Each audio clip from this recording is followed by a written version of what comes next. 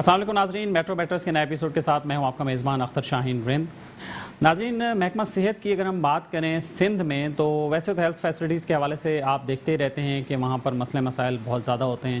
سرکاری اسپتالوں میں جب آپ جائیں تو وہاں پر صرف آپ کو کنسلٹیشن ملتی ہے، جبکہ اس کے علاوہ ادویات ملنا تو دور کی بات ہے، کوئی انویسٹیگیشن بھی نہیں ملتی ہے وہاں آپ کو۔ ہاں، اگر آپ کا داخلہ ہو جائے تو وہاں پر آپ کو کچھ چیزیں مل جاتی ہیں، اور ادروائز باقی چیزوں کے لیے آپ کو پرچیاں تھما دی جاتی ہیں کہ آپ باہر سے جا کے یہ چیزیں لا کے دے دیں۔ تو ہم بات کریں گے سندھ میں پیرامیڈیکل اسٹاف کے مسائل کے حوالے سے۔ لیکن جو اسٹاف ہے، اگر ان کے مسائل حل نہیں ہوں گے اور وہ پیس آف مائنڈ سے کام نہیں کریں گے تو اسپتالوں میں مریضوں کی خدمت کیا ہوگی اور اس کا معیار کیا ہوگا، اس حوالے سے ہم بات کریں گے۔ ہمارے ساتھ اسٹوڈیو میں گیسٹ موجود ہیں، محترم اخلاق احمد خان صاحب جو کہ مرکزی صدر ہیں سندھ پیرامیڈیکل اسٹاف ویلفیئر ایسوسی ایشن کے، اور ان کے ساتھ موجود ہیں محترم یوسف خان جو کہ مرکزی سینئر جوائنٹ سیکرٹری ہیں۔ السلام علیکم۔ السلام علیکم۔ بہت شکریہ آپ لوگوں کا۔ اخلاق احمد خان صاحب، سب سے پہلے بتائیے مسئلہ ہے کیا؟ سر، میں سب سے پہلے تو تھوڑی سی میں سندھ پیرامیڈیکل کی تھوڑی تعریف بیان کروں گا۔ سندھ پیرامیڈیکل اسٹاف ویلفیئر ایسوسی ایشن ایک غیر سیاسی تنظیم ہے جو محکمہ صحت سے اور چیریٹیبل کمیشن سے منظور شدہ تنظیم ہے جو پورے سندھ میں، اس کے علاوہ کوئی تنظیم نہیں ہے۔ ہمارا مقصد ہے پیرامیڈیکل ملازم اور مریض کی خدمت کرنا، ملازم کے مسائل کے لیے کام کرنا اور مریض کی خدمت کرنا۔ ہمارے مسئلے یہ ہیں کہ پیرامیڈیکل اسٹاف کو سروس اسٹرکچر جو ہے وہ 1947 سے لے کر 2006 تک ہمارا جو ملازم تھا وہ اگر 2 گریڈ میں اپائنٹ ہوا ہے تو 2 گریڈ میں ریٹائر ہوگا یا فوت ہو جائے گا۔ اور دوسری صورت میں یہ ہوتا تھا کہ کوئی پروموشن ہے، بالکل سی ٹی ہمارے پاس نہیں تھی، کوئی چینل آف پروموشن کچھ بھی نہیں تھا۔ ایک لمبی اسٹرگل کے بعد 2006 میں ہمارا ایک سروس اسٹرکچر وجود میں آیا، ٹوٹا پھوٹا سا گو کے، لیکن یہ ہے کہ اس کے بعد ہمیں جو اس میں بہتری کرنے کی ضرورت تھی۔ ہمارے ساتھ کے پی کے میں، پنجاب میں، بلوچستان میں بھی سروس اسٹرکچر بنا تھا اور 5 سال بعد وہ اپ گریڈ ہوا، لیکن ہماری بدقسمتی یہ ہے کہ ہمارے اس اسٹرکچر کے بعد اس میں بہت ساری ہماری پوسٹیں رہ چکی تھی۔ بہت سی جگہوں پر ایسا تھا کہ جو ریشو کا مسئلہ تھا، باقی مسئلے مسائل تھے، وہ اس کو گورنمنٹ نے ابھی تک، ہم اس کے بعد 2006 سے آج تک ہم مریضوں کی خاطر ہم نے بڑا لانگ ٹائم ہم کوشش کرتے ہیں ہم احتجاج پہ نہ جائیں، مسئلے مسائل مریضوں کے لیے پریشانی ہوگی، لیکن ہمیں مجبوراً پھر ہمیں احتجاج کے لیے جانا پڑتا ہے، کیونکہ یہ ایک ٹرین بنا ہوا ہے، جب تک احتجاج نہیں کریں گے مسئلے نہیں حل ہوتے۔ ہمارے جو ہے ملازم ہیں وہ اس ٹائم کافی پریشانی کا شکار ہیں۔ اس میں ہماری بہت ساری کیٹیگری ایسی ہیں کہ جو اس وقت بھی 4 گریڈ میں، 2 گریڈ میں، 9 گریڈ میں اپائنٹ ہو گئے ہیں۔ 30 سال ان کی سروس ہو گئی ہے، 30 سال سروس ہو گئی ہے، ان کو کوئی پروموشن، چینل اور پروموشن ان کا کوئی نہیں ہے۔ تو پوری آلموسٹ پوری لائف ان کی چلی گئی ہے، وہ ساری اس میں چلی گئی۔ تو اب اس میں اگر باہر سے کوئی بندہ اپائنٹ، ایک تو 2 باتیں میں کروں گا۔ ایک تو جو اگر بندہ باہر سے اپائنٹ ہو کر آ رہا ہے وہ بالکل نیو کمر ہوتا ہے، اور وہ جو لوگ ہماری سیٹوں پر بیٹھے ہوئے کام کر رہے کوالیفائڈ لوگ ہیں اور 2 گریڈ میں، 4 گریڈ میں جو کام کر رہے ہیں ان کے پاس ڈپلومے بھی موجود ہیں اور وہ اپنے اس ڈپلومے کے ساتھ ان سیٹوں پر کام کر رہے ہیں، لیکن آنے والا جو نیو کمر ہے وہ آ کر بیٹھ جائے گا، اور وہ جو ہمارا سینئر ملازم ہے وہ اپنی لوور پوسٹ پر ہی کام کر رہا ہے۔ یہ بہت بڑا المیہ ہے۔ اچھا، رائٹ۔ تو یوسف خان صاحب، آپ بتائیے کہ سروس اسٹرکچر کا جو مسئلہ ہے جو اخلاق صاحب نے بھی بتایا، تو اس میں کیا صورتحال ہے؟ ابھی سروس اسٹرکچر جیسے خان صاحب نے بتایا کہ 2006 میں سروس اسٹرکچر جو کہ ہمیں ہی کہا گیا تھا، پیرامیڈیکل کی تنظیموں کو ہی، اس میں سندھ پیرامیڈیکل نے بنیادی کردار ادا کیا، جیسا جتنی ہماری عقل اور دانش کے مطابق ہم نے ان کو بنا کے دے دیا، ٹھیک ہے۔ لیکن جو ہم نے 2006 میں سروس اسٹرکچر بنا کے دیا ہے اس میں بہت ساری پوسٹیں ایسی ہیں، درجنوں پوسٹیں ایسی ہیں کہ جن کو کنسیڈر نہیں کیا گیا۔ کچھ لوگ ایسے ہیں کہ جنہیں پرموشن بھی دیا گیا، انہیں فائدہ پہنچا ہے، لیکن بہت سارے لوگ ہمارے پاس ایسے ہیں۔ اس کی نشاندہی آپ نے اس وقت کر دی تھی شروع میں؟ بالکل ہم نے کر دی تھی، اور ہمیں یہ یقین دہانی کرائی گئی تھی کہ بھائی یہ جن لوگوں کو ابھی یہ فائدہ مل رہا ہے آپ اس کو تو اویل کریں، پھر یہ جو باقی لوگ ہمارے رہ گئے اس کو بھی ہم کریں گے۔ لیکن 2006 سے لے کر آج تک وہی پوزیشن ہے۔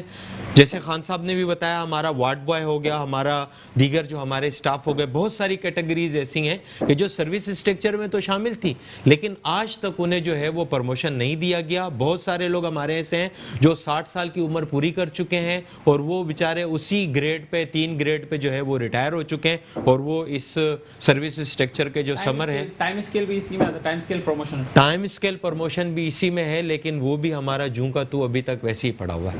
اچھا، تو اخلاق صاحب کون کون سی کیٹیگریز ہیں؟ میں تھوڑا سا وضاحت کروں کہ گورنمنٹ سے ہماری نیگوسیشن ہوئی تو گورنمنٹ نے ہم سے کہا کہ جی آپ یوں کریں کہ اس کو 2 کیٹیگری میں لے کر آئیں. ایک جو کوالیفائڈ ملازم ہے، ٹیکنیکل اسٹاف ہوگا، ان کو ہم سروس اسٹرکچر دیں گے، اور جو سپورٹنگ اسٹاف ہوگا ان کے ساتھ ان کو ہم ٹائم اسکیل دیں گے. ہم پھر بھی ماننے کو تیار ہو گئے، ٹھیک ہے جی آپ یوں کریں گے 2 کیٹیگری میں لے لیں. اب پہلے جو بات کی جاتی تھی کہ جو ہمارا اسٹاف ہے تقریباً 69,000 اسٹاف آ رہا تھا، تو انہوں نے کہا جی اس کو 2 کیٹیگری میں کریں گے تو تھوڑی سی شارٹ لسٹ ہو جائے گی، ہمیں کام کرنے میں آسانی ہوگی. ہم نے ٹیکنیکل اسٹاف جو ہے وہ ہم نے ایک سائڈ پہ کیا، سندھ میڈیکل فیکلٹی سے جو کوالیفائڈ لوگ ہیں جن کے پاس سرٹیفکیٹ ڈپلومے ہیں، اس کیٹیگری کو ہم نے الگ سیپریٹ کیا، جو 13,300 پوسٹیں ہیں وہ. اور اس کے علاوہ جو سپورٹنگ اسٹاف تھا جس کے لیے گورنمنٹ ہم سے نیگوسیشن کی کہ ہم ان کو ٹائم اسکیل دے دیں گے، ہم اس پہ ایگری ہو گئے. اب سارا کام کرنے کے باوجود 20 بار ہیلتھ ڈپارٹمنٹ کو سمری بنا وہ تمام چیزیں تیار کر کے دی، ڈی جی ہیلتھ کو بھیج دی گئی، ڈی جی ہیلتھ سے بنا کر دوبارہ بھیج دیا گیا. اب وہ اس وقت جو ہماری جو ہے، اب 2 دن پہلے ہم فائنانس ڈپارٹمنٹ میں گئے تو پتہ چلا فائنانس ڈپارٹمنٹ نے کچھ پہ کوری لگائی ہوئی ہیں، اور وہ اس کے بعد کوری لگا کے وہ شاید وہ ہیلتھ کو دوبارہ بھیجیں گے.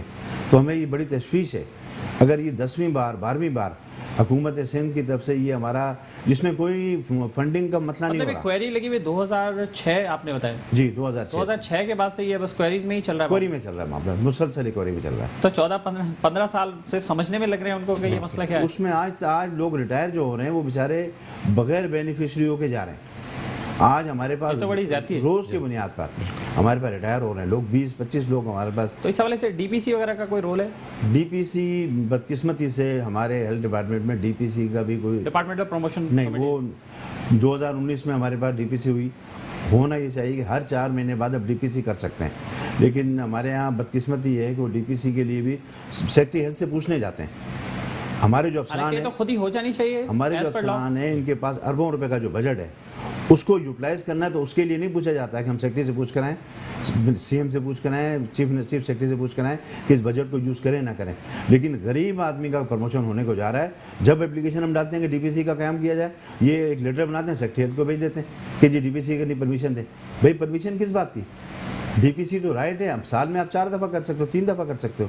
تو وہ ابھی پچھلے بار کی ہم جو پریکٹس کر رہے ہیں، پچھلے 6 مہینے سے سول ہاسپٹل میں ایک ڈی پی سی ہونی ہے، 6 مہینے سے اس پہ کراس میٹنس چل رہی ہے، اور وہ ابھی تک فائنل نہیں ہو کے دے رہی ہے. وہ ڈی پی سی ایسے ایم ایس کی اتھارٹی، ایم ایس کے اختیار میں ہوتی ہے کہ وہ خود اس کو قائم کر سکتے ہیں. کمیٹی بنے گی، 4 رکنی کمیٹی ہوتی ہے، اس میں ایم ایس پی چیئرمین ہوگا اور ڈی پی سی کر سکتے ہیں. اچھا اخلاق بھائی، اس مسئلے سے کتنے لوگ متاثر ہیں؟ متاثرین کی تعداد کتنی ہے؟ متاثرین تو اور آپ جو کیس لڑ رہے ہیں پورے سندھ کے لوگوں ہم تو پورے سندھ کے لوگوں کے لڑ رہے ہیں. ہمارے پاس اس ٹائم جو تقریباً پرموشن کے حوالے سے ہمارے پاس سینکڑوں کی تعداد میں ہمارے لوگ ایسے ہیں جن لوگوں نے گورنمنٹ آف سندھ میں سروس کے دوران انہوں نے ٹریننگ کی، ڈپلومے سرٹیفکیٹ لے لیے. ہونا یہ چاہیے کہ ان لوگوں کو چھوٹی پوسٹ سے اٹھا کر ان پوسٹوں پر پرموشن دے دیا جائے یا اپائنٹ کر دیا جائے. لیکن اب ہمیں یہ کہا جاتا ہے کہ جی یہ ہمارے پاس رول میں نہیں آ رہے، رول امینڈمنٹ کرنے کی ضرورت ہے. تو رول امینڈمنٹ آپ کریں گے نا، آپ رول امینڈمنٹ کے لیے ایس این جی ڈی کو لیٹر لکھیں، امینڈمنٹ کریں. ہزاروں لوگ ہمارے پاس ایسے ہیں جن لوگوں نے O T technician, laboratory technician, X ray technician, physio, blood bank کے کورسز کیے ہوئے ہیں. آپ بینکوں کو دیکھیں، بینک میں باقی دیگر محکموں میں جن لوگوں نے ڈپارٹمنٹل ٹریننگ کی ہوتی ہیں، کورسز کی ہوتے ہیں، انہیں اگلے ہی لمحے ان کو پروموشن دے دیا جاتا ہے فوری طور پہ. لیکن ہمارے پاس 20 سال لوگوں کے 30 25 سال گزر گئے، وہ ٹچ سے مس نہیں ہو رہے، وہ انہی پوسٹوں پر ریٹائرڈ ہو گئے. تو یہ مسئلہ ہے، اس کی وجہ سے اس کا مطلب پروموشن نہیں ہو پا رہے، تو پیچھے سیٹس خالی نہیں ہو پا رہی ہوں گی، تو نیو ہائرنگ بھی تو نہیں ہو پا رہی ہوگی. 11 سال سے محکمہ صحت میں اپائنٹمنٹ نہیں ہو رہے. آپ کو میں بتاؤں کہ اب میں مثال سول ہاسپٹل کا دوں گا، ٹیچنگ ہاسپٹل سب سے بڑا. سول ہاسپٹل میں ہمارے پاس ڈے 1 سے جو ہمارے پاس جو ایس این ای منظور ہوئی تھی، اس کے اندر جو اسٹاف تھا، جیسے آپ اندازہ لگائیں کہ ڈسپینسر تھے 75، او ٹی ٹیکنیشین تھے 56، وارڈ پہ تھے 313، سویپر تھے ہمارے پاس 314.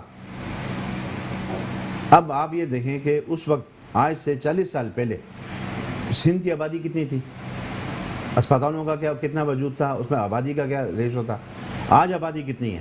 آج بھی ہماری وہی سیٹیں ہیں वही स्ट्रेंथ है। वही स्ट्रेंथ है, अभी तक उन पर इजाफा नहीं किया गया।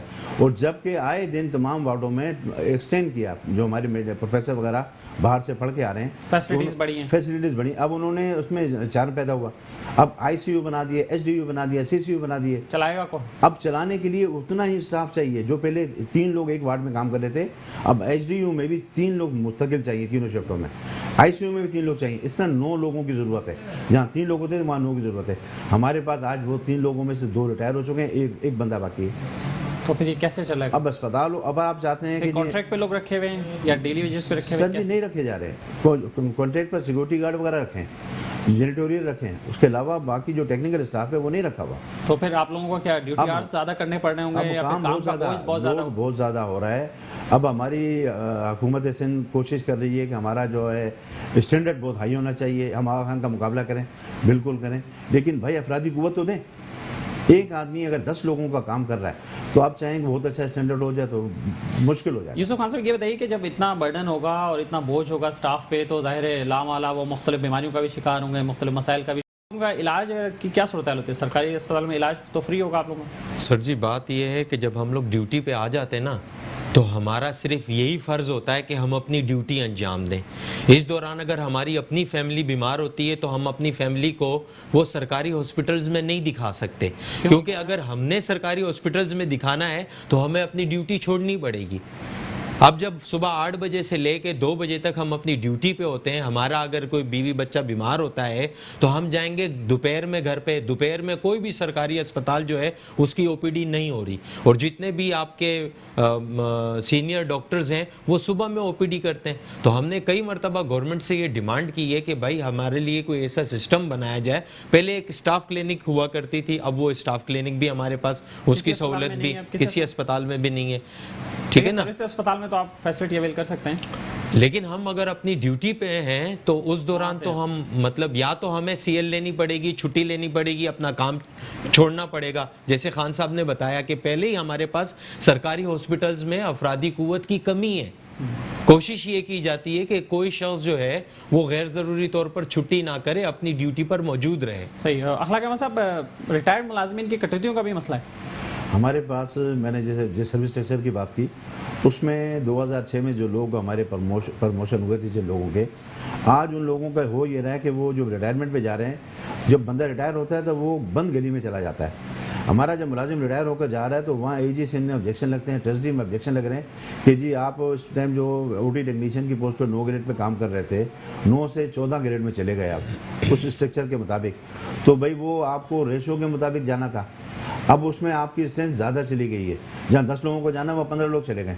अब उस बेचारे को वहाँ जाने के बाद उनकी कटौती होती है। जब हिसाब किताब होता है कि आपके 5 लाख रुपए का हिसाब बना तो उनके हाथ में 1 लाख रुपए दे दिया जाता है, ये आपका हिसाब पूरा हो जाए। सैकड़ों लोगों के साथ ये मसला हो रहा है। जो रिटायरमेंट हो रहे हैं उन लोगों के साथ प्रॉब्लम आ रही है। चलें, तो आप इसके लिए कोशिश हैं, आप देखें कि महकमा सेहत कब जागता है और कब वो चीज़ें होती हैं। चलें, बहुत शुक्रिया आपका अखलाक अहमद साहब, यूसुफ खान साहब, बहुत शुक्रिया आपका। और नाज़रीन, आपने गुफ्तगू सुनी और अब सिंध हेल्थ डिपार्टमेंट की जिम्मेदारी है कि वो ना सिर्फ डॉक्टर्स नर्सेज बल्कि पैरामेडिक्स के भी जो मसाइल हैं वो भी हल करें। चूँकि पैरामेडिक्स भी वो अमला होता है जिनके बगैर वार्ड नहीं चल सकता, जिनके बगैर डिपार्टमेंट नहीं चल सकता, जिनके बगैर अस्पताल नहीं चल सकता। तो ये भी जो एक रीढ़ की हड्डी कहा जाता है डॉक्टर्स और नर्सेज को, तो पैरामेडिक्स भी उसी रीढ़ की हड्डी का ही हिस्सा हैं और इनके मसाइल पर भी तवज्जो देनी होगी। नाज़रीन, यहाँ लेते हैं एक ब्रेक और ब्रेक के बाद दोबारा हाजिर होते हैं। वेलकम बैक नाज़रीन, और अब हम बात करते हैं एक ऐसे कत्ल की जो कि एक अंधा कत्ल बज़ाहिर साबित हो रहा है। कराची में लियारी के इलाके में एक नौजवान का कत्ल हुआ, नामालूम अफराद ने फायरिंग की और वो नौजवान मजदूरी करता था और उसका ताल्लुक मीरपुर माथेलो से था। उस नौजवान के वर्सा जो हैं वो मुलजमान की तलाश के लिए मारे मारे फिर रहे हैं, पुलिस से भी राब्ते में हैं, पुलिस के पास जा भी रहे हैं, लेकिन अब तक मुलजमान का कोई सुराग नहीं मिल रहा है। इस हवाले से उनके जो वर्सा हैं उन्होंने एहतजाज भी किया है और इस केस की क्या सूरत हाल है, हमारे साथ इस वक्त मौजूद हैं मोहतरम जुल्फ़कार अली कुरैशी साहब जो कि बानी चेयरमैन हैं all Qureshi social welfare organisation के, और उनके साथ मौजूद हैं जनाब रियाज हुसैन कुरैशी एडवोकेट साहब जो कि जनरल सेक्रेटरी हैं इस एसोसिएशन के, और हमारे साथ मौजूद हैं जनाब आज़ाद अली खान कुरैशी साहब जो कि उस मकतूल के कज़न हैं। अस्सलाम वालेकुम, बहुत शुक्रिया आपका, आप लोग यहाँ पर मौजूद हुए। तो हम सबसे पहले बातचीत का आगाज़ करेंगे आज़ाद अली खान कुरैशी से जो कि मकतूल के कज़न है, उनसे पूछेंगे कि वाक़या हुआ क्या था। आज़ाद साहब, क्या तफसीलात हैं, कैसे हुआ ये वाक़या? सर जी, ये है कि वो बच्चा इधर एक फैसल नाम है उसके दुकान पे शॉप पे काम करता था, मुर्गी की दुकान पे। صبح کوئی 9:30 بجے کا ٹائم تھا, اس کے پاس کوئی ایک گراہک آیا, انہوں نے پیسے ٹوٹے کرنے کھلے کروانے کے لیے گیا ادھر ہوٹل پہ, پٹھان کا ہوٹل تھا, پتہ نہیں چائے کا تھا یا کھانے کا تھا, کوئی بھی تھا. پہلے اس کو کوئی تھریڈ تھا, ابھی خدا بہتر جانتا ہے, اچانک آئے بھی خدا بہتر جانتا ہے, آئے ادھر انہوں نے فائرنگ کی, وہ موقع پہ ہی ہمارا بچہ جہاں باغ ہو گیا. جب وہ ہاسپٹل لیا گیا تو پھر مجھے فون آئی, میں فوراً بھاگا ادھر ہاسپٹل میں گیا. ہاسپٹل میں وہ کپڑے, بلڈ والے کپڑے اس کو اوپر لگا رہے ہیں, ان کو پھر میں نے ڈانٹا, لڑا, جھگڑا کیا, نہیں اچھے کپڑے دلوائے. اس کے بعد میں ایمبولینس میں ڈلوا کے واپس ادھر گاؤں بھجوا دیا. میں کہا آپ فی الحال جو ہے ان کی سارا کریں, دفن وغیرہ کر کے اس کے بعد پھر ہم دیکھتے ہیں. ابھی تک پولیس نے بھی کچھ نہیں کیا. ہم اپیل کرتے ہیں کہ پرائم منسٹر صاحب کو کہ ہمارے اس بچے کے جو قاتل ہیں ان کو سزا دی جائے. میں اپیل کرتا ہوں اپنے سی ایم سندھ کو کہ مہربانی کر کے اس غریب کو جو ہے انصاف دلوایا جائے, اور ناحق قتل جو ہوا ہے اس کا. یہ نوجوان کب سے یہاں تھا, کراچی میں تھا؟ تقریباً یہ 2-2.5 سال تھے. تقریباً 2-2.5 سال پہ. بے روزگاری, بہت غریب بندہ ہے اور بہت بے روزگاری ہے. اس نے آ کے کراچی میں بیچارہ کسی شاپ پہ, یعنی کہ ایک مرغی والے, وہ فیصل کی دکان تھی, وہاں مزدوری کرتا تھا. اس کے بعد من کٹائی شٹائی ہے وہ سارا کچھ, تو وہ پیسے ٹوٹے کروانے کے. اس کی فیملی وغیرہ کی کیا تفصیل ہے؟ وہ بہت بہن بھائی کتنے ہیں, والدین کیا ہیں, کیا کرتے ہیں؟ والد تو بالکل کسان ہے, اس کا مطلب اس کو کوئی پتہ نہیں ہے. اور اس کا ایک بڑا بھائی ہے, اس سے میرا رات بھی رابطہ ہوا تھا, اس کو طبیعت ٹھیک نہیں ہو وجہ سے وہ نہیں آ سکا. تو 2-4 اس کی بہنیں بھی ہیں, اور اس کے بعد یہ بھائی بھی ہیں 2-3. تو ایک تو بیچارہ اللہ کو پیارا ہو گیا, باقی 2 بچ گئے ہیں. تو بالکل غریب ہے سر. اچھا ذوالفقار صاحب, بالکل غریب ہے سر. آپ یہ بتائیں کہ اس پر کیا پیش رفت ہوئی ہے, اور آپ کی جو ویلفیئر آرگنائزیشن ہے اس نے کیا کیا ہے اس پر؟ بسم اللہ الرحمن الرحیم. میرا نام ڈاکٹر ذوالفقار قرائی ہے. میں بانی صدر ہوں آل قرائی سوشل ویلفیئر آرگنائزیشن کا. ہمیں جیسے یہ اطلاع ملی تو ہم فوری طور پہ اپروچ کیا ٹراما سینٹر میں. وہاں سے جو ہے پھر ہم باڈی, جیسے اعزاز صاحب نے بتایا, انہوں نے وہاں باڈی بھجوا دی. تو پھر ہم نے وہاں کا پچھلے 2 دن پہلے ہم نے وہاں اس گاؤں کا وزٹ کیا. تعزیت کے لیے ہم لوگ گئے تھے. وہاں پہ جا کے پھر ہم نے تھوڑا سا احتجاج بھی ریکارڈ کرایا تھا.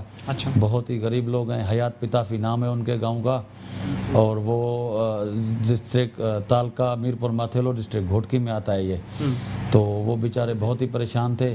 ہم نے آج کوشش کی کہ ان کو بلائیں, وہ ان کی طبیعت ٹھیک نہیں تھی, جس کی وجہ سے ہمیں آزاد علی خان کو بھی بلانا پڑا. یہ بھی قریبی عزیز ہیں ہمارا, سمجھیں ہم ایک دوسرے کے وارث ہیں, کیونکہ ہم نے یہ تنظیم بنائی ہے. یہ تنظیم جو ہے ہماری برادری کے لیے ہے. تو ہمیں کہیں بھی کوئی تکلیف دکھ ہوگا تو ہم ضرور ایک دوسرے کا ساتھ دیں گے. اور میں یہی ایز اے پریزیڈنٹ میں گزارش کرتا ہوں اعلیٰ حکام سے, سندھ گورنمنٹ سے, کہ ہمیں جو ہے اپیل کرتے ہیں کہ مہربانی کر کے اس کو انصاف دلایا جائے. بیچارے غریب لوگ ہیں, بے روزگار ہیں. اس کا بھائی بڑے خوفزدہ تھے. وہ ہم نے کہا ایک تو اس کی طبیعت بھی خراب تھی, دوسرا وہ خوف کی وجہ سے بھی اس کو نہیں آنے دیا گھر والوں نے, کہ ایک تو لاش آئی ہے, ہو سکتا ہے دوسری نہ لاش آ جائے.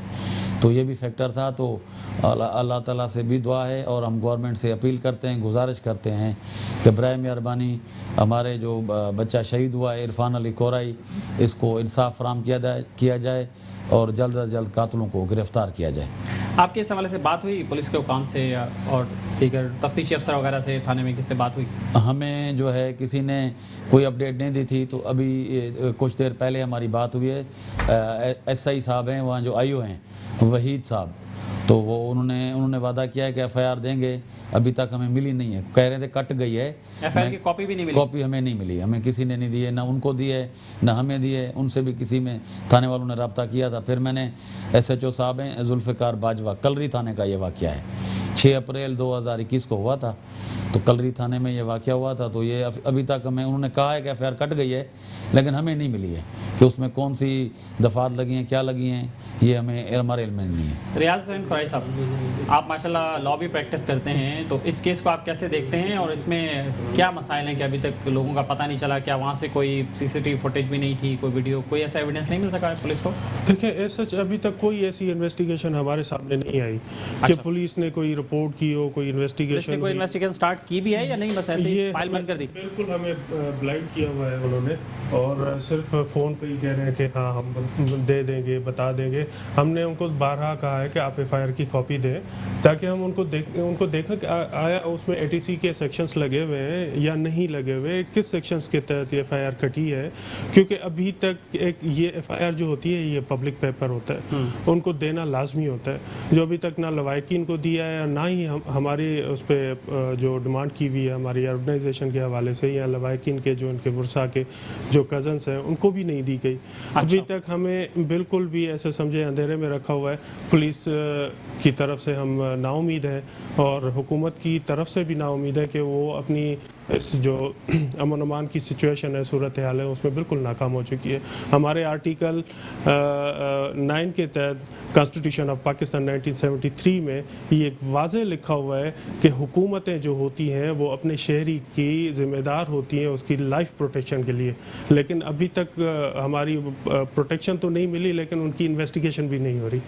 क्या ये लोग, ये गरीब लोग यहाँ पे अपना रोज़गार करने आएंगे या अपनी लाशें उठाने आएंगे? आपको मैं अभी ये आपके इस चैनल के तवस्सुल से ये बताऊं कि उसका दूसरा जो बेटा है वो सिर्फ इस वजह से कराची नहीं आ रहा, उसकी माँ कह रही है कि कराची में एक बेटे की लाश मिली है, मैं दूसरा बेटे की लाश नहीं ले सकती, तो इसलिए वो भी नहीं आ सका। उनके दूसरा कज़न आए में अभी तक हम बड़े मायूस हैं इस इन्वेस्टिगेशन के हवाले से। अच्छा रियाज कुरैशी साहब, देखें ये वाक़या सिर्फ पर्टिकुलरली इरफान से मुतालिक नहीं है, या सिर्फ ऐसा नहीं है कि एक नौजवान जो मीरपुर माथलो से आया और उसके साथ ये वाक़या हुआ। कराची शहर में ऐसे वाक़यात बीच में कुछ रुक गए थे, अब दोबारा से फिर थोड़ा शुरू होना शुरू हो गए, तो इस हवाले से आप क्या कहेंगे? देखिए, ये दहशतगर्दी की लहर तो शुरू से थी और बीच में माशाल्लाह बहुत अमन अमान भी हुआ। हमारे लॉ इन्फोर्समेंट एजेंसीज ने बहुत अच्छा काम किया कि एक अमन हो गया, लेकिन अब दोबारा से ये शुरुआत हुई है। क्या हम सिर्फ इस वजह से चुप हो जाएं कि अब पहले अमन हो गया था, अब दोबारा शुरू हो गए? हम इन्वेस्टिगेशन नहीं चाहते क्या? इन्वेस्टिगेशन तो होनी चाहिए ना, कोई भी वाक़या हो, कोई पर्सनली हो, चले ठीक है, हम मानते हैं कि ये टारगेटेड नहीं था, लेकिन वाक़या तो हुआ है ना, उसमें एक मर्डर हो चुका है, किसी की माँ का बच्चा गया है। क्या हम उनके पीछे उनकी इन्वेस्टिगेशन की डिमांड नहीं कर सकते? बिल्कुल कर सकते हैं, हमारा हक है। ये स्टेट की जिम्मेदारी है कि उसकी इन्वेस्टिगेशन मेरिट पे करें, उसकी इन्वेस्टिगेशन जो है वो पब्लिक करें कि क्या अभी तक उन्होंने, अभी ये 6 अप्रैल का वाक़या हुआ है, तो 6 को आज 15 तारीख है, 14 दिन हो गए, अभी तक कोई इन्वेस्टिगेशन सामने नहीं है। 14 दिन में उन्होंने किया क्या है? एफआईआर की कॉपी तक हमें नहीं दी। तो आप खुद लॉयर होने के बावजूद भी आप लोग एफआईआर की कॉपी नहीं हासिल कर पाए? थाने गए आप लोग या एसपी वगैरह के पास गए, कहीं गए? बिल्कुल, आपका ये वैलिड क्वेश्चन है। जैसे ही ये मर्डर हुआ है, हम इस सोग में भी थे, उनके लवाकिन के साथ हम वहाँ पे ऑर्गेनाइजेशन के हवाले से हम वहाँ मीरपुर माथेले गए, उनके लवाकिन से दुआए खैर की है और ये सारा मामला हम उनको देख रहे थे। अब जाके हम फ्री हुए हैं, उनसे फ़ोन पे रब्ता तो हुआ है, कुछ लोग हमने भेजे भी थे, लेकिन पर्सनली हम कल या परसों तक जाएंगे एसएसपी साहब से, उनसे भी मिलेंगे, एसएचओ साहब से भी मिलेंगे। अगर उन्होंने अभी हमें नहीं दी तो फिर हम डायरेक्टली कंप्लेंट भी कर सकते हैं, कोर्ट के थ्रू हम एफआईआर ले सकते हैं। अच्छा ज़ुल्फ़िकार साहब, आप क्या कहते हैं कि इस पर कितनी जल्दी एक्शन होना चाहिए, और अगर और मज़ीद डिले हुआ तो फिर लाएअमल होगा क्या? मैं यही चाहूँगा कि जल्द से जल्द कातिलों को गिरफ़्तार किया जाए, और हम अभी पिछले 2 हफ्ते से जो है हम भी खामोश नहीं बैठे हुए। हमने यहाँ से लेके खुटकी तक का विज़िट किया, इवन रहीम यार ख़ान भी गया था मैं, तो हमारी सब बरादरी जो है वो मुस्तरब हुई है, परेशान है। ज़ाहिर है वो बच्चा था, जवान बच्चा था, कमाने वाला था, रोज़ी का ज़रिया था, वो शहीद हो गया। तो हम गवर्नमेंट को हम ये ब्लेम नहीं लगा रहे कि हम गवर्नमेंट को खुदा न खासा थ्रेट करेंगे, लेकिन ये हमारा हक है कि हमें इंसाफ दिया जाए। आहिस्ता आहिस्ता हम अपने एहतजाज रिकॉर्ड करा रहे हैं, हमने 3, 4, 8 ज़िलों में रिकॉर्ड कराया है, और हमारे पास और भी कई सारे ऑप्शन मौजूद हैं। हम एंटी स्टेट या खुदा न खासा किसी हुकूमत के ख़िलाफ़ नहीं हैं, लेकिन हमें अपना हक चाहिए, उसके लिए जहाँ तक हमें जाना पड़ा वो हम जाएंगे। अच्छा, आप आज़ाद साहब, आप क्या कहेंगे? जी सर, अब आप क्या चाहते हैं, फैमिली की तरफ से क्या है? हम ये चाहते हैं इंसाफ मिले सर, इंसाफ मिले। और मैं उसको भी अपील करता हूँ, हमारा एमएनए जो है उधर का वो है अपना सरदार मोहम्मद बख्श खान बहार साहब हैं, उसके हलके में बैठे उनके वोटर भी हैं, और एमपी है हमारा उधर सरदार अलीगौर खान बहार साहब। इनको भी अपील है कि वो हमारे केस को देखें और सीएम को कहें, ताकि हमारा जो है वो इंसाफ होना चाहिए, इंसाफ लाजमी होना चाहिए। अच्छा, ذوالفقار صاحب، تو آپ یہاں کراچی میں آپ بیٹھے ہیں تو پولیس کے اعلیٰ حکام سے کیوں نہیں ملاقات کر رہے آپ؟ جیسے ڈی آئی جی وغیرہ کے پاس جائیں یا ایڈیشنل آئی جی کے پاس چلے جائیں، آئی جی کے پاس جائیں، اس حوالے سے آپ لوگ نہیں جا رہے؟ کوئی حکمت بس ہم آہستہ آہستہ اپنا احتجاج کر رہے تھے ریکارڈ کے، شاید کوئی رابطہ ہو جائے. ہمیں تو ابھی تک ایف آئی آر نہیں ملی ہے، لیکن ہم انشاءاللہ ابھی کیونکہ رمضان کا بھی مہینہ آ گیا ہے الحمدللہ، ہم یہ ہے کہ ابھی اسی طرف جا رہے ہیں. ہم کل آئے ہیں واپس، پرسوں رات کو واپس آئیں 2-3 دن کا وزٹ کر کے وہاں سے، کیونکہ یہاں سے پورا سندھ وزٹ کیا ہم نے، پھر میں رحیم یار چلا گیا. تو ہم انشاءاللہ کل سے، بس آج سے ہی بلکہ یہی کام ہے. ہم آپ کے توسط سے، آپ کے چینل کے توسط سے بھی اپیل کرتے ہیں اعلیٰ حکام سے اور باقی حضرات سے کہ ہمیں جو ہے انصاف دیا جائے. اور ہمارا بچہ کیونکہ وہ روزگار کمانے کا ایک ہی ذریعہ تھا، ایک ہی بچہ تھا جو روزگار پہ لگا ہوا تھا، والد صاحب اس کے بوڑھے ہیں. تو میں یہ بھی اپیل کروں گا کہ اس کو کسی جاب کی صورت میں، اس کا بھائی ایک پڑھا لکھا ہے، میٹرک پاس کیا ہوا اس نے، تو وہ اس کو اگر کہیں کمپنسیٹ کیا جائے گا تو وہ دعا بھی کرے گا، اور پاکستانی ہونے کے ناطے اس کا حق بھی بنتا ہے، کیونکہ ان کے ساتھ ظلم زیادتی ہو گئی ہے. ہم کسی کو بلیم نہیں کر رہے، نہ یہ کوئی خدا نہ خواستہ بلیم کا وہ ہے، یہ دہشت گردی ہے، یہ ہو جاتی ہے. ہمارا یہ ہے کہ اس کو کمپنسیٹ کیا جائے، بس یہ ہماری گھر میں واحد کمانے والا تھا؟ ایک اور بھائی بھی ہے اس کا، وہ بیمار رہتا ہے بیچارہ، کماتا ہے، مزدوری وغیرہ کرتا ہے. اس کا نام حسن ہے، اس کا نام عرفان تھا. تو وہ بیچارہ خوف سے، اور جیسے بتایا آزاد صاحب نے، ہم گئے تھے وزٹ کر کے آئے سارا ادھر. تو بہت ہی غریب لوگ ہیں. میں اپیل کروں گا کہ اس کو انصاف دلایا جائے اور اعلیٰ حکام سے کہ کوئی اگر ایک، یہ چونکہ بچہ میٹرک پاس کیا ہوا اس نے، حسن علی جو چھوٹا بھائی ہے اس کا، بڑا بھائی ہے، تو اگر یہ ہو جائے گا تو اس سے یہ ہے کہ ان کو بہت سارے غم جو ہیں ان کے دھل جائیں گے. ریاض صاحب، اس میں لیگل ریمیڈی کیا ہو سکتی ہے؟ اب اگر آپ کے احتجاج سے اور ان ساری باتوں سے اگر پھر بھی کوئی ملزمان کا پتہ نہیں چلتا ہے تو پھر آپ کیا سمجھتے ہیں کہ آپ کو کیا ایکشن لینا ہوگا؟ آگے کا عمل کیا ہوگا آپ کو؟ بالکل آگے کا عمل، ایک تو آرگنائزیشن کے حوالے سے ہم نے یہ کیا کہ اگر ہمیں کوآپریٹ نہیں کرتے پولیس یا ادارے تو ہم احتجاجی کال کر سکتے ہیں پورے پاکستان میں. یہ تو ہوئی آرگنائزیشن کے حوالے سے ہماری بات. دوسری لیگلی بات یہ کہوں گا کہ اگر کیونکہ ابھی اسٹیٹ کی طرف سے ایف آئی آر لانچ ہوئی ہے، اگر یہ اس میں انویسٹیگیٹ فردر نہیں کرتے تو ہم کمپلیننٹ کے تھرو ایف آئی آر کر سکتے ہیں لانچ کروانے کے لیے، اور ڈائریکٹ کمپلینٹ بھی فائل کر سکتے ہیں کورٹ میں. وہ کورٹ کی ہمارے پاس ریمیڈی ہوتی ہے کہ کورٹ ڈائریکشن دیتی ہے پولیس کو کہ ایف آئی آر کاٹیں، وہ کس سیکشن کے تحت کاٹیں، وہ ہمیں ڈائریکٹ مطلب وہ ہوتا ہے کہ دی جاتی ہے کہ اے ٹی سی کے سیکشنز ہوتے ہیں جو اینٹی دہشت گردی کے ہوتے ہیں، وہ سارا ہم کر سکتے ہیں. یہ ہمارے پاس ریمیڈی ہے. صحیح. اور آپ کی آرگنائزیشن اور کیا کرتی ہے؟ کیا ایکٹیویٹیز ہیں آپ لوگ کی؟ ہم لوگ ہیلتھ کو، ایجوکیشن کو، اور جو چھوٹے بڑے سماجی مسائل ہیں ان کو ایڈریس کرتے ہیں. ابھی نئی ہے، یہ رجسٹر کروائی ہے ہم نے اس کو 1 سال، ابھی 26 جون. کراچی میں ہی ہے؟ نہیں، یہ آل پاکستان کی ہے. سندھ رجسٹریشن ہماری جو ہے وہ سندھ تک ہے، اس کو ایکسٹینڈ کریں گے. لیکن یہ کیونکہ ہماری برادری کوئی 35 لاکھ کے اوپر ڈیپینڈ کرتی ہے، ہماری جو کورائی برادری ہے پاکستان لیول میں، اور میں نہیں سمجھتا کہ پاکستان کا کوئی ایسا ضلع ہو جہاں ہماری برادری نہ ہو. الحمدللہ ہر جگہ موجود ہے، اور بڑی اچھے تعلیم یافتہ لوگ ہیں ہمارے، اور پاکستان سے محبت کرنے والے لوگ ہیں. تو ہماری یہی گزارش ہے کہ آپ جو ہے ہمیں بس جلد از جلد اس کو انصاف دلایا جائے، اور یہ ہم خدمت کے لیے بنائی ہم نے اپنی برادری کے لیے. اچھا، رائٹ.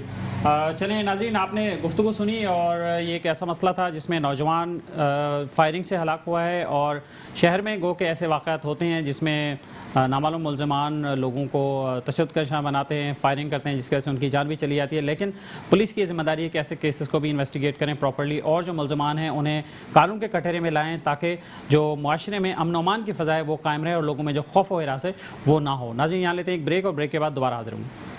اس کی لائف پروٹیکشن کے لیے، لیکن ابھی تک ہماری پروٹیکشن تو نہیں ملی، لیکن ان کی انویسٹیگیشن بھی نہیں ہو رہی. کیا یہ لوگ، یہ غریب لوگ یہاں پہ اپنا روزگار کرنے آئیں گے یا اپنی لاشیں اٹھانے آئیں گے؟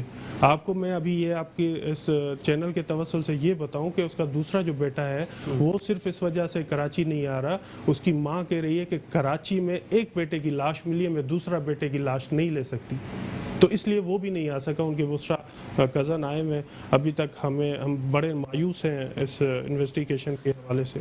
اچھا ریاض قرائی صاحب، دیکھیں یہ واقعہ صرف پرٹیکولرلی عرفان سے متعلق نہیں ہے، یا صرف ایسا نہیں ہے کہ ایک نوجوان جو میپو ماتھلو سے آیا اور اس کے ساتھ یہ واقعہ ہوا.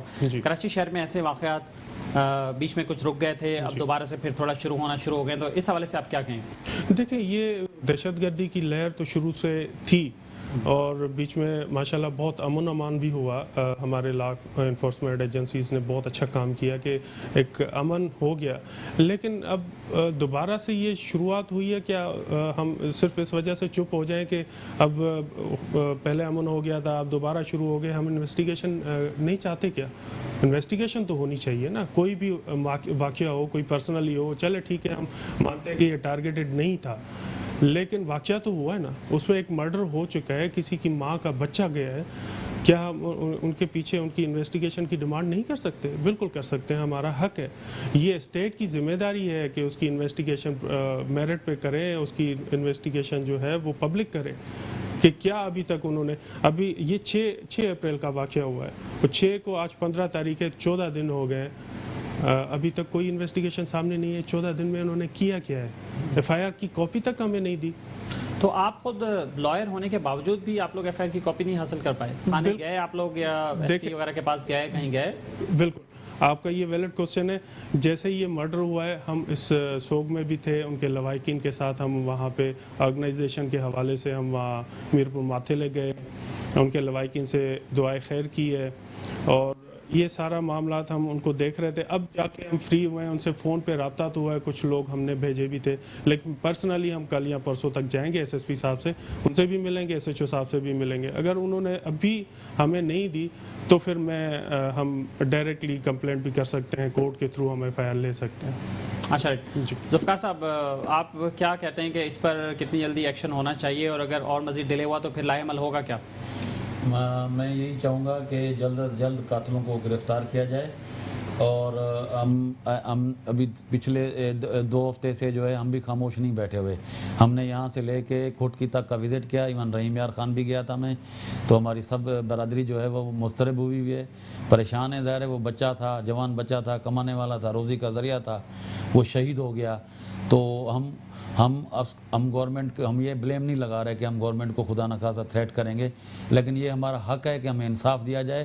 آہستہ آہستہ ہم اپنے احتجاج ریکارڈ کرا رہے ہیں. ہم نے 3, 4, 8 ضلعوں میں ریکارڈ کرایا ہے, اور ہمارے پاس اور بھی کئی سارے آپشن موجود ہیں. ہم اینٹی اسٹیٹ یا خدا نخواستہ کسی حکومت کے خلاف نہیں ہیں, لیکن ہمیں اپنا حق چاہیے. اس کے لیے جہاں تک ہمیں جانا پڑا وہ ہم جائیں گے.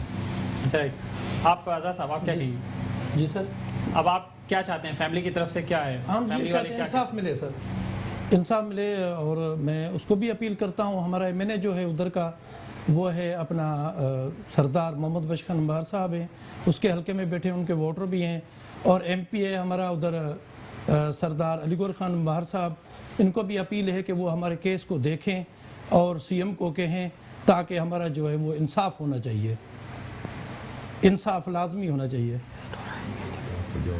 اچھا ذوالفقار صاحب, تو آپ یہاں کراچی میں آپ بیٹھے ہیں, تو پولیس کے اعلی حکام سے کیوں نہیں ملاقات کر رہے آپ؟ جیسے ڈی آئی جی وغیرہ کے پاس جائیں یا ایڈیشنل آئی جی کے پاس چلے جائیں, آئی جی کے پاس جائیں, اس حوالے سے آپ لوگ نہیں جا رہے؟ کوئی بس ہم آہستہ آہستہ اپنا احتجاج کر رہے تھے ریکارڈ کے, شاید کوئی رابطہ ہو جائے. ہمیں تو ابھی تک ایف آئی آر نہیں ملی ہے, لیکن ہم انشاءاللہ ابھی کیونکہ رمضان کا بھی مہینہ آ گیا ہے الحمدللہ, ہم یہ ہے کہ ابھی اسی طرف جا رہے ہیں. ہم کل آئیں واپس, پرسوں رات کو واپس آئیں, 2-3 دن کا وزٹ کر کے وہاں سے, کیونکہ یہاں سے پورا سندھ وزٹ کیا ہم نے, پھر میں رحیم یار چلا گیا. تو ہم انشاءاللہ کل سے, بس آج سے ہی بلکہ یہی کام ہے. ہم آپ کے توسط سے, آپ کے چینل کے توسط سے بھی اپیل کرتے ہیں اعلیٰ حکام سے اور باقی حضرات سے کہ ہمیں جو ہے انصاف دیا جائے. اور ہمارا بچہ, کیونکہ وہ روزگار کمانے کا ایک ہی ذریعہ تھا, ایک ہی بچہ تھا جو روزگار پہ لگا ہوا تھا, والد صاحب اس کے بوڑھے ہیں. تو میں یہ بھی اپیل کروں گا کہ اس کو کسی جاب کی صورت میں, اس کا بھائی ایک پڑھا لکھا ہے, میٹرک پاس کیا ہوا اس نے, تو وہ اس کو اگر کہیں کمپنسیٹ کیا جائے گا تو وہ دعا بھی کرے گا, اور پاکستانی ہونے کے ناطے اس کا حق بھی بنتا ہے, کیونکہ ان کے ساتھ ظلم زیادتی ہو گئی ہے. ہم کسی کو بلیم نہیں کر رہے, نہ یہ کوئی خدا نہ خواستہ بلیم کا وہ ہے, یہ دہشت گردی ہے, یہ ہو جاتی ہے.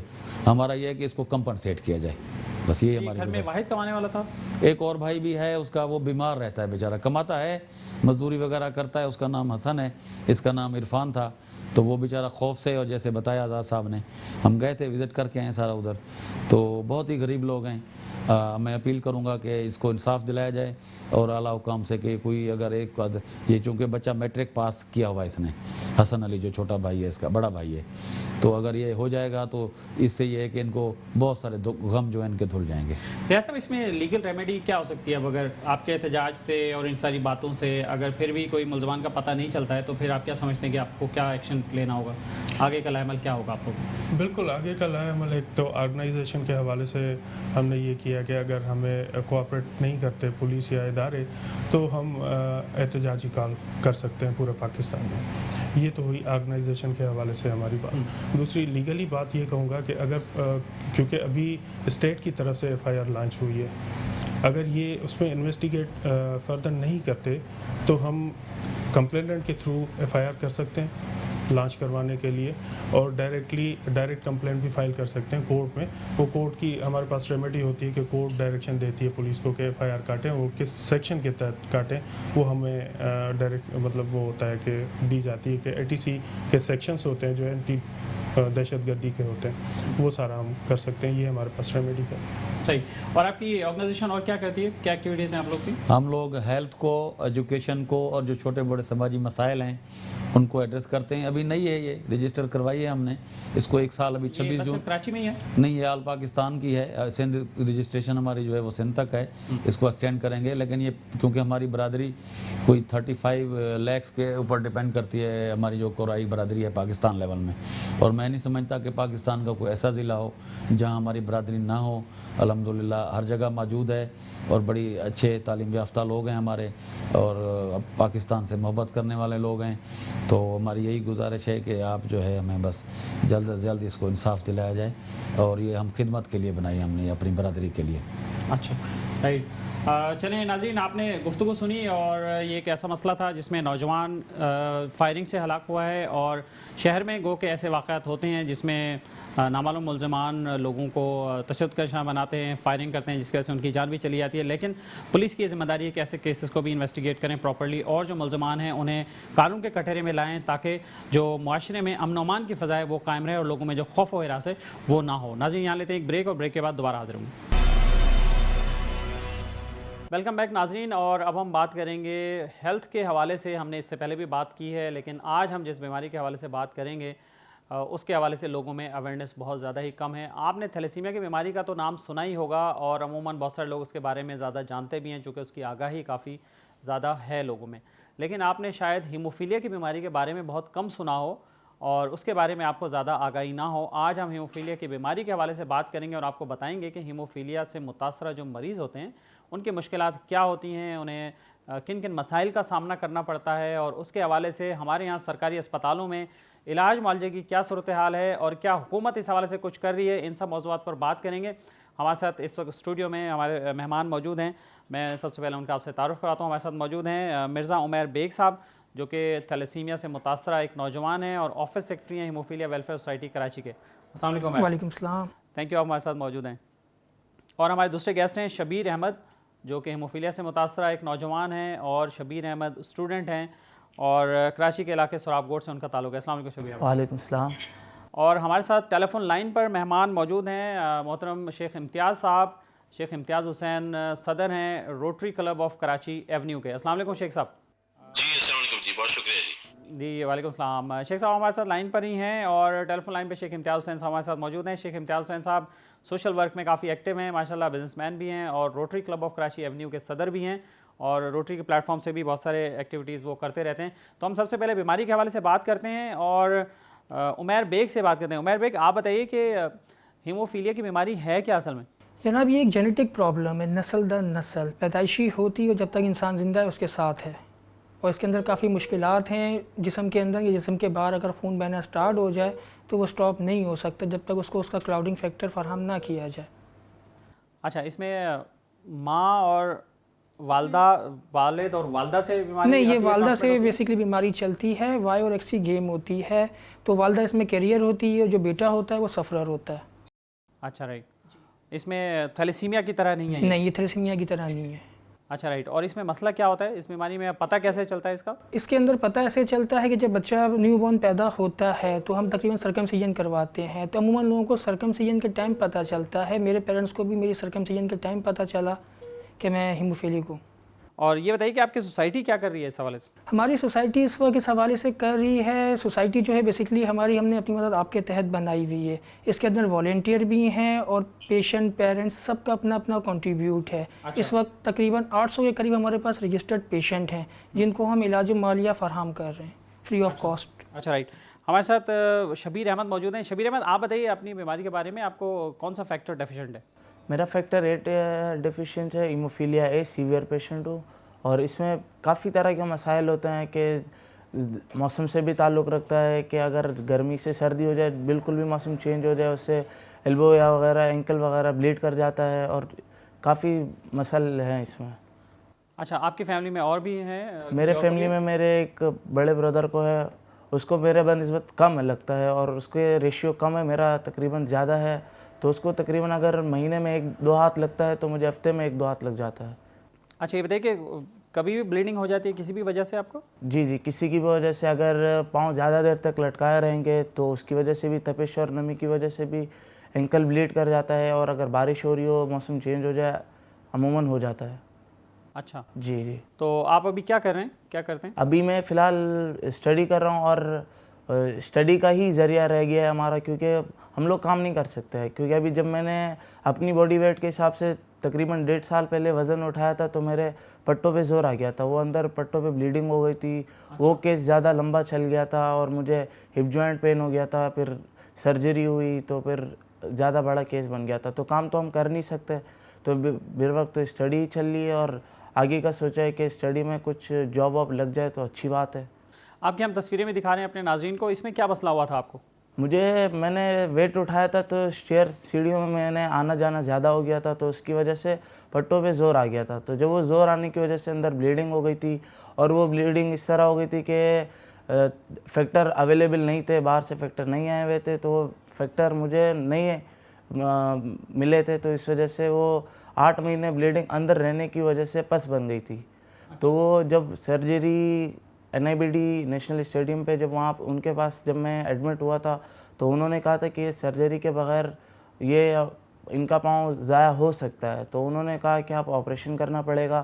تو وہ 6 کلو تقریباً 6 کلو تک پس نکلی تھی، تو انہوں کا کاٹا گیا تھا. تو پھر ابھی اللہ کا شکر ہے اب بہتر ہے، اور سوسائٹی کی وجہ سے اور ڈاکٹر منیرہ برانی کی وجہ سے انہوں نے بہت تعاون کیا ہے. اور جب ہمیں فیکٹر باہر سے ہمارے پاس آئے تھے تو سوسائٹی نے مجھے فراہم کیے تھے، تو ان کی وجہ سے ابھی اللہ کا شکر ہے. آپ کا علاج شروع سے کہاں ہو رہا تھا؟ پہلے کسی سرکاری اسپتال میں علاج ہے؟ سرکاری میں تو مجھے پہلے فاطمہ فاؤنڈیشن میں ہو رہا تھا شروع میں، تو وہاں پہ یہ تھا کہ ڈونر کا حساب چل رہا تھا کہ ہمیں ڈونر دینے پڑتے تھے، لیکن ڈونر تو کوئی دیتا نہیں تھا. تو اس وجہ سے وہاں بہت مسئلے چل رہے تھے، زکوٰۃ فارمز وغیرہ فارمز ہر جگہ کی. تو وہاں پہ علاج تقریباً بہت کم چل رہا تھا، تک جوڑ ووڑ خراب بھی ہو جاتے تھے. تو اس وجہ سے وہاں جب سے ہیموفیلیا ویلفیئر سوسائٹی کھلی ہوئی ہے تب سے تقریباً وہاں جانا بہت کم ہو گیا ہے. اچھا، آپ سے میں بات کروں گا، یہ بتائیے کہ یہ والدہ میں ایک جین ہوتا ہے جس کی وجہ سے جی والدہ میں یہ بیماری جی والدہ میں کمی ہوتی ہے. جی عام طور پر لوگوں کے لیے سمجھنا تھوڑا سا مشکل ہو جاتا ہے کہ عام جو دوسری بیماریاں ہیں وہ تو ظاہراً نظر آ رہا ہوتا ہے کہ کوئی آپ کو جیسے تھیلیسیمیا ہے اور اس طرح کی بیماریاں ہیں چیزیں، تو یہ اس کی آگاہی آپ کیسے دینا چاہیں گے لوگوں کو؟ اس کی آگاہی میں ایسے دینا چاہوں گا، بیسکلی یہ بیماری نہیں ہے، یہ کمی ہے، کلاؤڈنگ فیکٹر نہیں ہے باڈی کے اندر. ایک صحت مند انسان میں 13 فیکٹر ہوتے ہیں، خون کو جمانے والا فیکٹر خون نہیں کو ہوتا، جمانے والا جی اس کی کمی ہوتی ہے. تو بظاہری بندہ بالکل نارمل ایک انسان میں وہ فیکٹر پورے ہوتے ہیں تو اس کا خون جو ہے وہ ایسے نہیں بہتا. جی ایسے نہیں بہتا، چوٹ لگے تھوڑی دیر کے بعد وہ بلڈ کلاؤڈ کر جاتا ہے. پر ہمارے جسم میں جو کمی ہے قدرتی طور پہ اللہ کی طرف سے، تو وہ کمی ہم آرٹیفیشل طور پہ پوری کر سکتے ہیں، پر اس میں بھی ہمیں بہت سی مشکلات ہیں آرٹیفیشل طور پہ پوری کرنے کی. کمی ایسے پوری ہو سکتی ہے، فریش فریزن پلازما لگ کے ہو سکتی ہے، کرائیوپریسبریٹ لگ کے ہو سکتی ہے، ڈرائی فیکٹر لگ کے اینٹی ہیموفیلیا جو انجیکشن ہے وہ لگ کے کمی پوری کی جا سکتی ہے.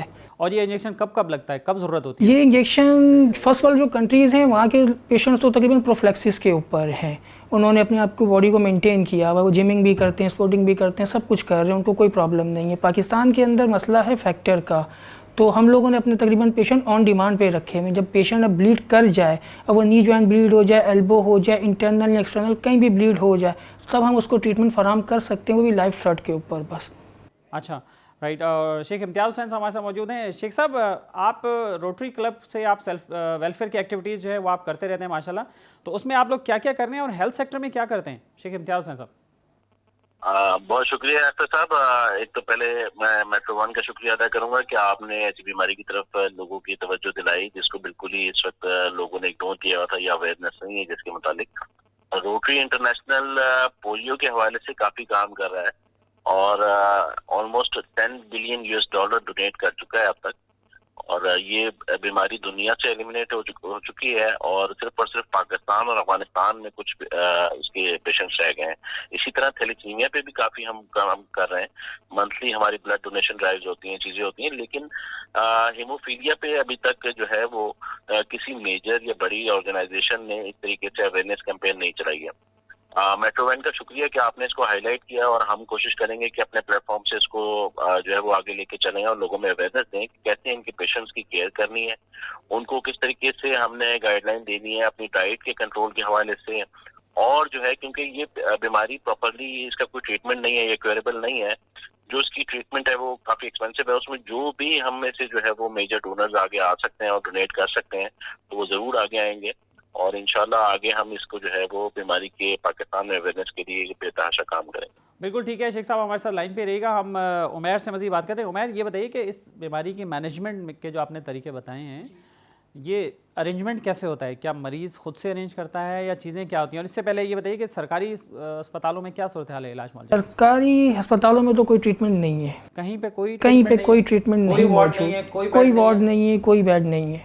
अच्छा, अभी रिसेंटली हमारा एक पेशेंट एक्सपायर हुआ है, कोयटा से वो आ रहा था, अवेयरनेस उसके पास नहीं थी, ट्रैवलिंग के अंदर ही वो एक्सपायर हो गया। जिन्ना वो पहुंचा, सर्जरी उसकी पूरी प्लान की गई, इंजेक्शन भी फराहम हुए, पर वो ऑपरेशन थिएटर जाने से पहले एक्सपायर हो गया। लेट हो गया, बहुत लेट जी। अवेयरनेस नहीं थी, ब्लीडिंग ज़्यादा, इंटरनल उसको ब्लीडिंग हो गई ब्रेन पे, बाइक से उसका एक्सीडेंट हुआ। अवेयरनेस नहीं थी, वो कोयटा से पहले लाड़काना चले गए, लाड़काना से वो हैदराबाद आ गए, हैदराबाद से फिर वो कराची पहुँचे गवर्नमेंट अस्पताल के अंदर, और डॉक्टर्स ने फौरी एक्शन लिया, उसका प्लान किया ऑपरेट, पर उससे पहले एक्सपायर हो गया। ओहो, ये अफसोसनाक बात है। और वैसे नॉर्मली अगर कोई पेशेंट जाए सरकारी अस्पताल में तो वहाँ उसके साथ क्या सलूक होगा?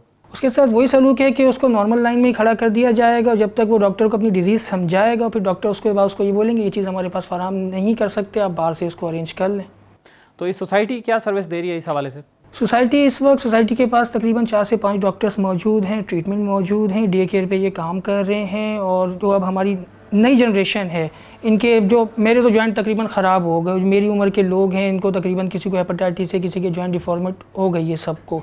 अब जो यूथ पे हम काम कर रहे हैं, नई जनरेशन आ रही है, जितने लोग होते हैं जो डेफिशिएंट होते हैं उनके जॉइंट्स ख़राब हो जाते हैं। जी बिल्कुल, क्योंकि जॉइंट के अंदर बार बार ब्लीड होती है। बच्चा जैसे पाँव चलना शुरू होता है तो उसी दौरान से उसको जॉइंट्स के अंदर ब्लीड शुरू हो जाती है। जैसे कि आम बच्चा गिरता है, थोड़ी देर रो के चुप हो जाता है, तो ये बच्चा जब गिरता है ये भी रो के चुप हो जाता है। बस ये चुप होता है, 2 घंटे के बाद इसका घुटना फुटबॉल बन चुका होता है, सूज चुका होता है। तो वो जब बार बचपन से ब्लीड हो के तो जॉइंट्स अपनी जी तो अपनी शक्ल ये चेंज कर लेते हैं जॉइंट्स, तो इसकी वजह से फिर डिफॉर्मिटी हो जाती है जॉइंट्स के अंदर। फिर वो कोई चीज़ नहीं भी करते, एक्टिविटी नहीं भी करते, फिर वो खुद ब खुद ब्लीड होना स्टार्ट हो जाते हैं। इससे बचाव मुमकिन है इस बीमारी से? जी बिल्कुल बिल्कुल। कैसे कि सबसे पहले तो अवेयरनेस होनी चाहिए, ठीक है, उसके बाद ट्रीटमेंट फराम होनी चाहिए। जैसे कि अभी बहुत सी दुनिया प्रोफिलैक्सिस के ऊपर है, दुनिया का मसला है, सिर्फ पाकिस्तान का मसला नहीं है। तो उनके लिए हुआ ना जो डेफिशिएंट हुए, लेकिन इससे बचाव कैसे मुमकिन है कि ऐसे बच्चों को बचाया जा सकता है? जैसे पैदाइश से कबल कोई पैदाइश से कबल बिल्कुल बचाया जा सकता है। टेस्ट भी इसका मौजूद है, NIBD पे काम कर रहा है, डॉक्टर मुनीरा काफ़ी एक्टिव हैं, जीन थेरेपी की तरफ भी दुनिया जा रही है, तो टेस्ट इसका मुमकिन है, हो सकता है टेस्ट। शादी से पहले भी टेस्ट हो सकता है? शादी से पहले भी हो सकता है। अब शादी से पहले जो टेस्ट होगा, जैसे कि अब मैं हूँ, मेरी वालदा कैरियर है, मैं सफ़रर हूँ, अब मेरी बहनें हैं 3, तो जब इनकी मैरिज होगी तो इनको इससे पहले टेस्ट करवाना पड़ेगा, क्योंकि ये भी कैरियर हो सकती है। मैं तो सफ़रर हो गया। लेकिन फिर चलें अगर कैरियर भी हुई तो फिर उसका क्या हल क्या है? उसका हल फिर कुछ नहीं है, अभी तक ऐसी कोई इलाज नहीं आई है। शादी नहीं करेंगी बच्चियाँ? बिल्कुल, शादी अगर वो कर भी लें तो फिर जब उनका बेबी वो प्लान करते हैं तो बेबी भी चेक किया जा सकता है कि आया वो हीमोफीलिया है कि नहीं है। 3 मंथ का टाइम होता है। अच्छा, 3 महीने के अंदर चेक हो सकता है, तो अगर वो हो तो फिर उसको अबॉर्ट किया जा सकता है? जी, अगर मेल है तो फिर करना पड़ेगा, अगर वो कैरियर है, अगर फीमेल है तो वो चाहे। मतलब रिलीजियस पॉइंट ऑफ व्यू भी मौजूद है? जी बिल्कुल है, मजहबी पॉइंट ऑफ व्यू वही है कि फिर बात तो वही है कि 3 मंथ हैं तो बच्चा उसके बाद उसमें रूह आ जाती है अल्लाह की तरफ से। फिर वो इंसान का फैसला है कि उसने सारी ज़िंदगी अपने बच्चे को रोते हुए देखना है या वो थोड़ा सा खुद रो ले। अच्छा राइट। और सोसाइटी इस हवाले से क्या अरेंजमेंट कर रही है, मरीजों के लिए क्या चीज़ें हो रही हैं, कैसे फाइनेंसेस कैसे अरेंज हो रही हैं आप लोग? फाइनेंसेस हम अपनी मदद आपके तहत काम कर रहे हैं, कोई डोनर लिस्ट नहीं है हमारे पास। एक्सपेंस हमारे तकरीबन पर मंथ 11 से 12 लाख रुपए के हैं, जिसके अंदर हमें काफ़ी मुश्किलात हैं और हम अपनी मदद आप महीने के? जी अच्छा, सोसाइटी को रन ये करने के सोसाइटी लिए। किन लोगों ने बनाई है? ये सोसाइटी खुद पेशेंट्स ने और पेरेंट्स ने बनाई हुई है अच्छा, अपने लिए, क्योंकि गवर्नमेंट पे कुछ नहीं है, प्राइवेट सेक्टर पे भी कुछ नहीं है, तो अब मर तो नहीं सकते भाई, फिर क्या करें? तो फिर अपनी मदद आपके तहत हमने बनाई है और इस पे काम हो रहा है। और आप जो सहूलत दे रहे हैं सिर्फ कराची के पेशेंट्स नहीं, के लिए ये दे रहे हैं? तकरीबन हम पूरे सिंध के लिए है। इंटीरियर सिंध के हमारे पास तकरीबन 800 के करीब इस वक्त पेशेंट रजिस्टर्ड हैं सोसाइटी के अंदर, और वो पूरे सिंध के हैं, सिर्फ कराची के नहीं हैं। जैसे शेख साहब ने कहा है, शेख इम्तियाज़ साहब ने, और आप क्या समझते हैं, क्या सजेस्ट क्या करते हैं, आप क्या तजवीज़ करते हैं कि रोटरी क्लब के साथ मिलके, रोटरी क्लब कराची एवेन्यू के साथ मिलके आप क्या एक्टिविटीज़ कर सकते हैं अवेयरनेस के बारे में? अवेयरनेस कैंपेन कर सकते हैं, हम लोगों को आगाही दे सकते हैं, हम फंड रेजिंग पे काम कर सकते हैं, हम ब्लड कैंप कर सकते हैं। सही। तो शेख इम्तियाज़ साहब, आपके जहन में क्या है कि इसके सोसाइटी के हवाले से सोसाइटी को ऑन बोर्ड लेकर क्या किया जा सकता है ताकि पाकिस्तान से ये इतनी तकलीफ़देह बीमारी है, आपने अभी सुना भी कि इसमें पैदाइशी बीमारी है, सारी ज़िंदगी ये साथ रहती है, और ज़रा सा भी बच्चा इसका खेल कूद नहीं सकता, इसका मतलब स्कूल भी नहीं जा सकेगा, काम भी नहीं कर सकेगा, तो ये इससे कैसे निपटा जा सकता है शेख साहब? जी बिल्कुल, पाकिस्तान क्योंकि डेवलपिंग कंट्री है और यहाँ पे ऑब्वियसली मैंने जैसे आपको कहा कि लोगों को इसकी अवेयरनेस ही नहीं है, तो सबसे पहला काम ही हमारा ये होना चाहिए कि हम अवेयरनेस दें लोगों को। और जैसा कि अभी उमैर साहब ने बताया कि शादी से पहले जो टेस्ट होते हैं उसमें भी जो असिस्टेंस हो सकती है वो भी ये रोटरी इनके साथ शामिल हो जाएगी, और हम इन्हें दावत देते हैं अपने प्लेटफॉर्म से कि बिल्कुल हमारे साथ कोलैबोरेट करें अवेयरनेस फैलाने में, और फर्दर हम इसको पाकिस्तान से एलिमिनेट करने में जो भी अपना किरदार अदा कर सकते हैं हम इनके साथ भरपूर ताउन करते हैं इंशाल्लाह। राइट। तो इस हवाले से तो मेरे ख्याल में उमैर, या तो आप शेख साहब को इनवाइट करें अपने पास सेंटर में, विज़िट करवाएं, और रोटरी की बल्कि पूरी टीम को इनवाइट करें, उन्हें वहाँ दिखाएं और वहाँ पे थोड़ा अवेयरनेस भी करें इस हवाले से। और शेख साहब, बहुत शुक्रिया आपका, आप हमारे साथ लाइन पर मौजूद रहे हैं, और इस बीमारी के हवाले से हम सब भी मिलकर लड़ सकते हैं, हम सब ने मिलकर ही जद्दोजहद करनी है इस पर। और उमैर, आपका बहुत शुक्रिया, और शबीर आपका भी बहुत शुक्रिया, आप हमारे साथ मौजूद रहे, आपने हमसे बात की। नाज़रीन, आपने गुफ्तगू सुनी हीमोफीलिया की बीमारी के हवाले से कि इस बीमारी से मुतासरा जो लोग हैं वो कितनी तकलीफ़ में मुब्तला हैं, और इस बीमारी से निपटने के लिए ज़रूरी है कि इसकी आगाही की जाए, और जो लोग डेफिशिएंट हैं इस वक्त वो क्या करें, क्या वो तकलीफ़ से मर जाएँ, क्या उनका इलाज नहीं होना चाहिए, क्या उन्हें मेयारी सहूलतें नहीं मिलनी चाहिए? ये सब सवाल हैं जो आपने भी सोचना है, और हुकूमत के सोचने के लिए भी हैं कि हुकूमत ऐसे मरीज़ों को और ऐसे लोगों को जो हीमोफीलिया का शिकार हैं, क्या वो बेयारो मददगार छोड़ देगी? हालांकि हुकूमत की ज़िम्मेदारी है कि उनको सेहत की सहूलियात भी फराहम करें। इसके साथ ही अपने मेज़बान अख्तर शाहीन रिंद को आज के शो से इजाज़त दीजिए, अपना ख्याल रखिएगा, अल्लाह हाफ़िज़।